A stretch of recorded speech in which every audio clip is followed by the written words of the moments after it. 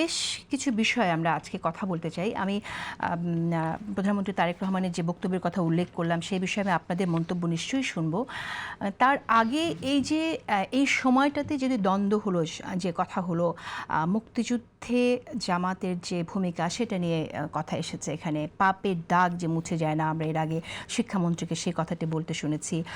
আপনার কাছে কি মনে হয়? এবং অ্যাডভোকেট ফজলুর রহমান, মুক্তিযোদ্ধা অ্যাডভোকেট ফজলুর রহমান, তিনি যে কথাটি বলেছিলেন, তার যে তার বক্তব্যের পরে আমরা আবার জামাতপন্থী মুক্তিযোদ্ধাদের একটি প্রতিবাদের বিবৃতিও আমরা দেখেছি।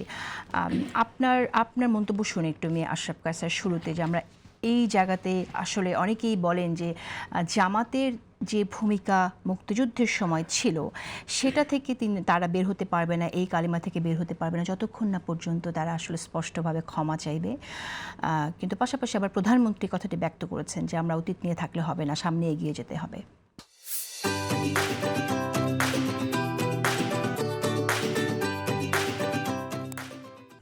ধন্যবাদ আপনাকে। আমি তিনজনের বক্তব্য নিয়ে কথা বলতে চাই।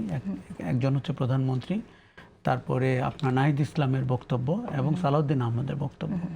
প্রধানমন্ত্রীর বক্তব্যে আজকে মনে হয়েছে সমাপনী বক্তব্য হিসাবে অধিবেশনের অনেক খোলামেলা কথা বলেছেন, আন্তরিকতার সাথে বলেছেন এবং নিজের প্রবাস জীবনের কথা বলেছেন এবং সেই জীবনে থেকে স্কুলে গিয়ে স্কুল দেখে বাচ্চাদের শিক্ষাঙ্গন কেমন হওয়া উচিত সেটি নিয়ে চিন্তা করেছেন। একসাথে এগিয়ে যাওয়ার কথা বলেছেন। যেমন করে আমরা হয়তো মতবিরোধ রাজনৈতিক থাকলেও, দলীয় মতবিরোধ থাকলেও একজন সরকার প্রধান যেভাবে আহ্বান জানাতে পারেন উনি সেভাবে আহ্বান জানিয়েছেন।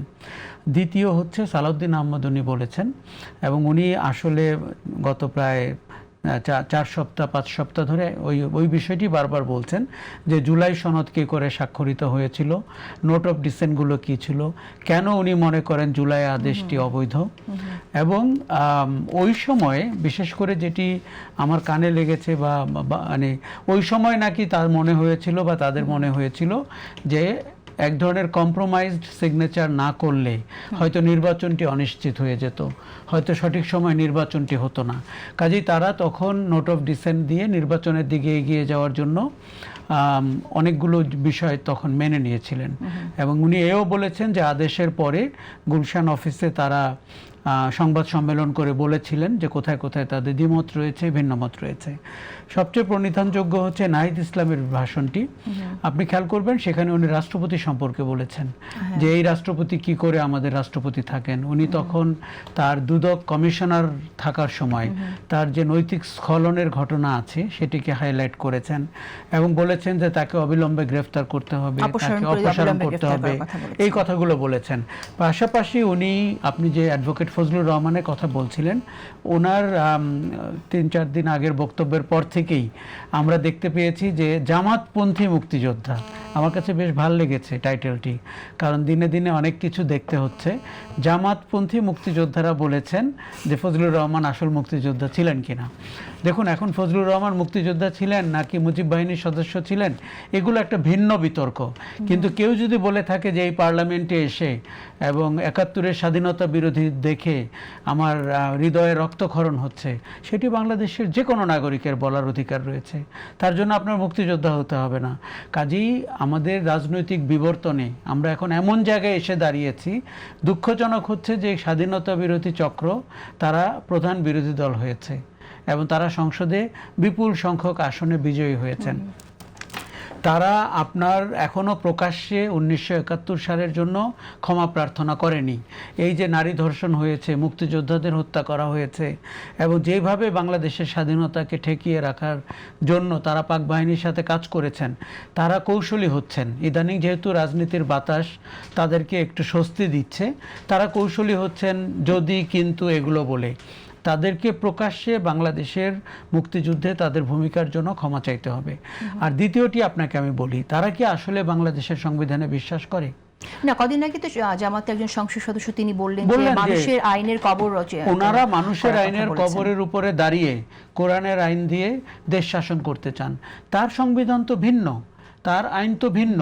তাহলে উনি যে বারবার সংবিধান সংস্কার না সংশোধন এবং কেন জুলাই চেতনার বাস্তবায়ন হচ্ছে না, এই প্রশ্নে আমি বলতে চাই তার কতটুকু রাজনৈতিক কতটুকু কৌশল এবং কতটুকু তাদের মনের ইচ্ছা, এটি কিন্তু আমাদের দেখার বিষয় রয়েছে। কেননা আপনি হয়তো দেখবেন যে এই বিষয়টি নিয়েই আগামী কয়েক বছর রাজনীতির মাঠ ঘোলা হতে পারে এবং বিরোধী রাজনীতি রাজপথে নেমে আসতে পারে। আপনি খেয়াল করেছেন যে আজকে তারা বিভাগীয় সম্মেলনের ডাক দিয়েছেন সংস্কার বাস্তবায়নের জন্য। কাজেই এটি করে যদি রাজপথ গরম করার চেষ্টা করা হয়, তাতে কতটা দায়িত্বশীলতা থাকবে এই প্রশ্নও কিন্তু এবং রয়ে সেই গেল। প্রসঙ্গে আইনমন্ত্রী একটি কথা বলেছেন যে সেখানে আধা প্রেম আধা প্রতারণা, এবং এই তাদের যে 33টি দফা আছে, এই দফার মধ্যে কোথাও জুলাই সনদের কথা উল্লেখ করা নেই। সেরকম 33টি রাজনৈতিক দল সই করার যে জুলাই সনদ, সেই সনদের কথা তাদের এই দফার মধ্যে উল্লেখ করা নেই, সেই কথাটাও তিনি বলেছেন। আমি আসবো আপনার কাছে, তবে একটি প্রশ্নের একটু উত্তর জেনে নিতে চাই। সেটা হলো যে আপনি নাহিদ ইসলামের কথা বললেন। নাহিদ ইসলাম কিন্তু বিএনপির উপর আস্থা রাখতে পারছেন না, সে কথাটি বলেছেন। তা আপনি কি বলবেন যেটা আসলে? দেখুন, রাজনীতিতে অনেক কথাই বলা যায়। নাহিদ ইসলাম যেদিন উপদেষ্টা হয়েছিলেন, তিনি কার অধীনে শপথ নিয়েছিলেন? এই নাহিদ ইসলামরাই বাংলাদেশের গণ অভ্যুত্থানের সমস্ত সম্ভাবনাকে নষ্ট করে তাদের নিজস্ব আখের গোছানোর জন্য, এবং নেপালেও অভ্যুত্থান হয়েছে, শ্রীলঙ্কাতে হয়েছে, কই আমরা তো অভ্যুত্থানের শক্তিকে সরকারে যেতে দেখিনি। তারা বাংলাদেশের মানুষের আশা আকাঙ্ক্ষাকে ধুলায় মিশিয়ে দিয়ে তাদের কয়েকজনের ভাগ্য রচনা করার জন্য উপদেষ্টা হয়েছেন, এবং সেই সময় তো চুপ্পুকে নিয়ে একটি কথা বলেননি। এবং তারা 5 থেকে 8ই অগাস্ট পর্যন্ত কোন কোন জায়গায় মিটিং করেছেন? ক্যান্টনমেন্টে করেছেন, বঙ্গভবনে করেছেন। কই তখন তো তারা রাষ্ট্রপতির ব্যাপারে বলেননি।